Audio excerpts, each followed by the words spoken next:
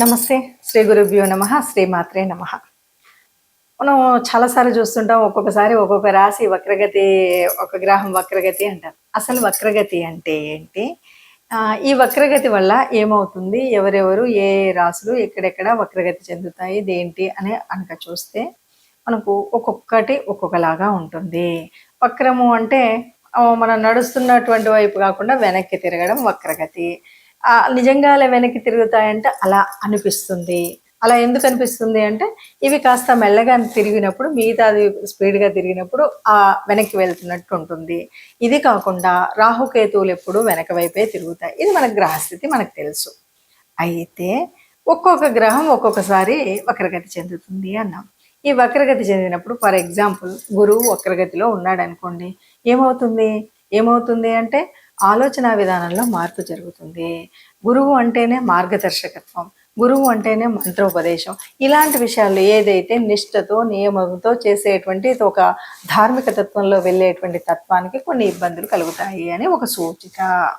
మరి అలా కాదు, బుధుడు వక్రగతిలో ఉన్నాడు అనుకో. బుధుడు వక్రగతిలో ఉంటే ఏం జరుగుతుంది అంటే బుధుడు వక్రగతి చెందితే ఆలోచన విధానంలో, మాట్లాడే విధానంలో తప్పుదోవలో పట్టేటువంటి అవకాశం ఉంటుంది.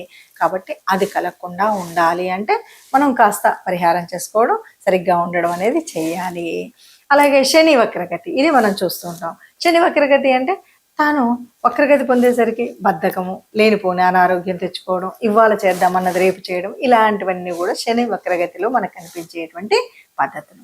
మరి ఇవన్నీ ఒకటైతే ఇక మరి అంటే ఈ గ్రహాలు, కుజుడు ఉన్నాడు. ఇక కుజుడు వక్రగతి అంటే ఇంకంతే, రోజుకు ఒక గొడవ తెచ్చుకోవాల్సిందే. ఎవరితోనో ఒకరితో గొడవ పడుతూనే ఉంటారు. ఈ గొడవ ఇప్పుడే పడతారా ఏంటి అంటే అది మనం గొడవ పడకపోయినా ఆ గొడవ అవుతుంది. ఎందుకు అంటే ఈ గ్రహాల యొక్క వక్రస్థితి వల్ల. అయితే ఈ వక్రగతి కేవలం గోచారంలో కనిపిస్తుంది అన్నది కాకుండా ఇంకా అసలు విషయం చెప్పాలి అంటే మనం పుట్టినప్పుడు కూడా చాలా మందికి కొన్ని వక్ర చెంది గ్రహాలు ఉంటాయి. ఎందుకు ఇలా ఉన్నాయి అంటే తప్పనిసరిగా మన పూర్వ పుణ్య ఫలం ఏదైతే ఉందో, పూర్వజన్మలో మనం చేయాల్సిన పనులు ఏవి ఆగి ఉన్నాయో అవి తీర్చుకోవడం కోసమే ఈ గ్రహాలు వక్రస్థితి పొంది ఉంటాయి. ఇది నగ్న సత్యం. కాబట్టి మనం తప్పనిసరిగా అయ్యో నేను ఇది లేకుండా, ఈ కష్టం లేకుండా అని కాదు, తప్పనిసరిగా ఈ కర్మ చేయవలసిందే, ఇది అనుభవించవలసిందే. ఇలా అనుభవించినప్పుడు ఆ పూర్వంలో మనం చేయాల్సినవి చేయకుండా వచ్చేసాం. కొన్నిసార్లు చూడండి ఏమవుతుంది అంటే అయ్యో 4 చతుర్థంలో వక్రీకరించి ఉన్నాడు అంటే, చతుర్థం అంటే తల్లి స్థానం అంటే, అవును నువ్వు పూర్వజన్మలో తల్లికి చేయవలసినటువంటి ఏవో కర్మలు వదిలేసావు కాబట్టి తల్లికి చేయాల్సి వస్తుంది. 9వ భావంలో అంటే తండ్రికి చేయాల్సి వస్తుంది, గురువుకు చేయాల్సి వస్తుంది. ఇలాంటివన్నీ ఎలా ఉంటాయంటే మన కర్మని సగంలో వదిలేసి వచ్చినప్పుడు అది పూర్తి చేయడం కోసం కనిపించేటువంటి స్థితే ఇందులో గ్రహాలు వక్రీకరణ చెందినప్పుడు మనం చేయాల్సినటువంటి కర్మ.